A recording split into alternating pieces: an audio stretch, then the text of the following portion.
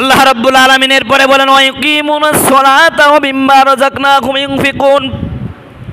মুমিন মুত্তাকিন যারা হবে তাদের দুই নাম্বার গুণ, তারা নামাজ পড়বে। বলেন সুবহানাল্লাহ।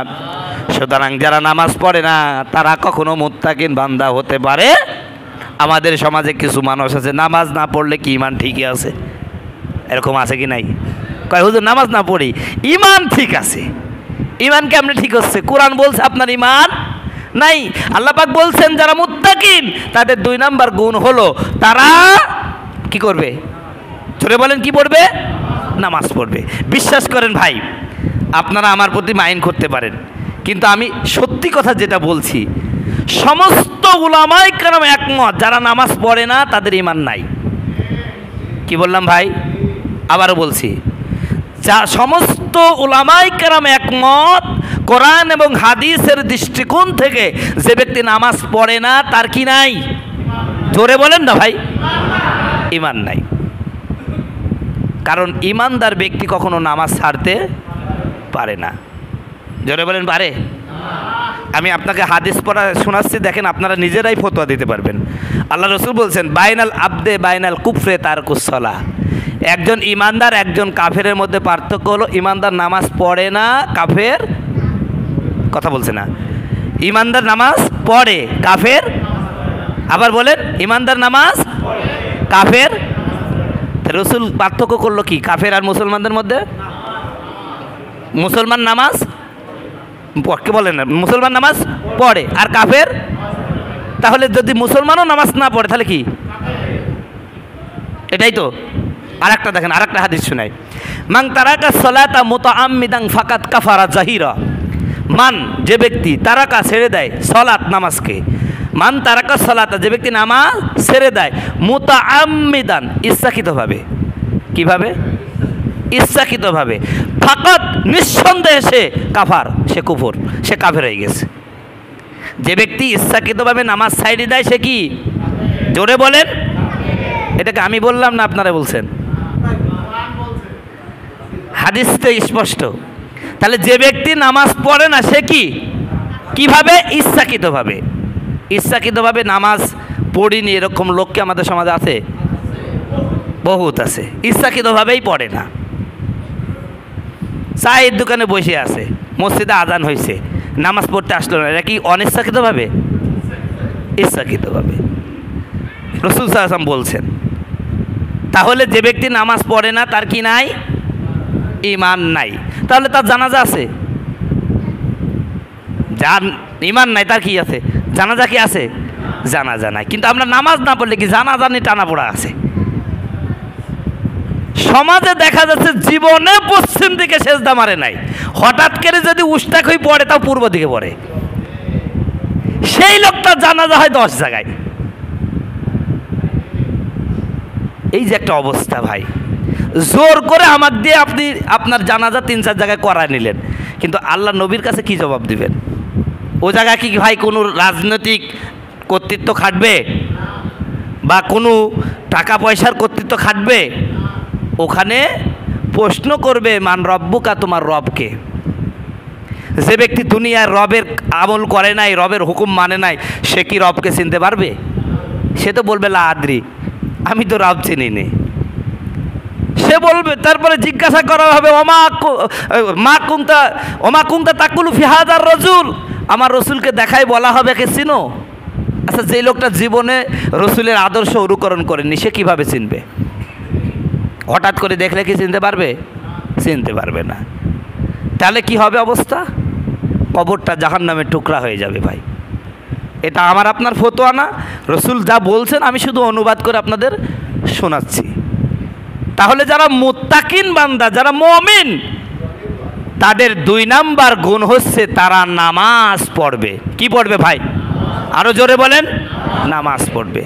তাহলে এই কথাটা তো আপনারা বুঝতেছেন নাকি? তাহলে দেখবো না আসরে কয়জন মুসল্লি হয়। কথা বলুন ঠিক কিনা? আসরে বোঝা যাবে যে এরা কতটুকু আজ বুঝছে। তো যে কথাই বলছি ভাই, আপনি মানেন অথবা না মানেন, যে ব্যক্তি নামাজ পড়ে না ও পিশাব হোক আর যেই সাবই হোক তার কি নাই? জোরে বলেন ভাই, একটু আরো জোরে বলেন। ইমান নাই। দলিল কি? এই যে সূরা বাকারার প্রথম পৃষ্ঠায় আছে, দেখছেন? সূরা বাকারার প্রথম পৃষ্ঠাটা বাংলা অনুবাদ জানলে পড়ে নেবেন। এখানে আল্লাহ পাক বলছেন মুত্তাকিন কারা? আল্লাযিনা ইউমিনুনা বিল গায়ব, যারা আল্লাহকে না দেখে বিশ্বাস করে, ওয়া ইউকিমুনাস সালাহ, এবং নামাজ আদায় করে। তাদের 3 নাম্বার গুণ অমিম্মা রাযাকনাহুম ইউনফিকুন, আর আমি তাদেরকে রিজিক হিসাবে যা দেই সেটার থেকে তারা আল্লাহর রাস্তায় কিছু ব্যয় করে। আর আল্লাহর রাস্তায় ব্যয় করা মানে খালি মসজিদ মাদ্রাসায় দেওয়া না ভাই। কিন্তু আপনার গ্রামে একজন বিধবা মানুষ আছে, অসহায় মানুষ আছে, দরিদ্র মানুষ আছে, অসুস্থ মানুষ আছে, বেচারার ইনকাম সোর্স নেই, এদেরকে সহযোগিতা করতে হবে। এদেরকে কী করতে হবে? সহযোগিতা করতে হবে। আমরা অনেক সময় দেখি যে বাড়ির পাশের একজন মানুষ না খেয়ে মারা যাচ্ছে বা না খেয়ে আছে, অভাব অনটের মধ্যে আছে, আপনি খুব ভালোভাবে চলছেন, তাকে আপনি 10 টাকা দিয়ে সহযোগিতা করলেন না। কিয়ামতের ময়দানে আল্লাহর কাছে বলবে, যখন আল্লাহ আপনাকে উঠাবেন তখন উনি আল্লাহকে বলবেন, আল্লাহ আমি এই করেছি ওই করেছি। তা আল্লাহ পাক বলবেন যে আমি তো ক্ষুধার্ত ছিলাম, তুমি কি আমাকে খাবার দিয়েছো? তো এই বান্দা বলবে, আল্লাহ এটা কেমনে হয়? সুবহানাল্লাহ, আপনি তো পবিত্র, আপনার তো খাওয়া লাগে না। কয় তোর বাড়ির পাশে একজন না খাওয়া ছিল, ওরে যদি খাইতে দিতে আমারই খাওয়া দিতে হতো, বলো সুবহানাল্লাহ। আল্লাহ পাক আবার প্রশ্ন করবেন যে আমি তো বস্ত্রহীন ছিলাম, তুই তো আমার বস্ত্র দিস নাই, আমি তোরে অনেক টাকা পয়সার মালিক বানাইছিলাম। লোকটা বলবে, আল্লাহ আপনার কি বস্ত্র লাগে? আল্লাহ পাক তখন বলবেন, তোমার গ্রামে একজন মানুষের কাপড় ছিল না, বেচারা কাপড় পরতে পারে নাই, নিজের বোর ওড়না গায়ে দিয়ে বাড়িতে বসেছে, লুঙ্গিটা শুকাইছে, তারপরে বাজারে আইছে। তুই যদি ওর একটা লুঙ্গি কিনে দিতি তাহলে আমার এই লুঙ্গি কিনে দেওয়া হতো, বলেন সুবহানাল্লাহ। এটা কিন্তু হাদিসে কুদসি ভাই, এটা বানানো কোনো কথা না। তো এটাই হচ্ছে মুমিনদের বৈশিষ্ট্য। আল্লাহ পাক বলছেন অমিম্মা রাযাকনাহুম ইউনফিকুন, যারা মুমিন হবে তারা যা ইনকাম করবে এর থেকে একটা অংশ মানুষের কল্যাণে কি করবে? দান করবে।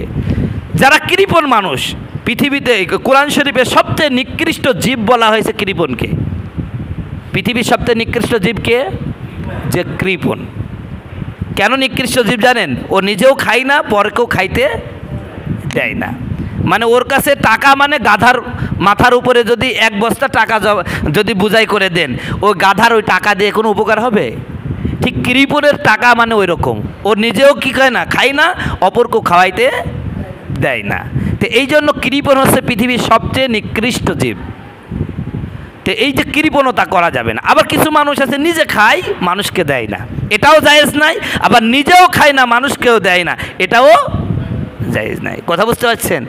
আপনাকে আল্লাহ যা দিয়েছেন এর থেকে আপনি নিজেও খাবেন, আবার অপরকেও কি দেবেন। আজকে একটা কথা ছিল না চাচা, হ্যাঁ, ওটা কি নামাজের পরে করবেন না নামাজের আগে?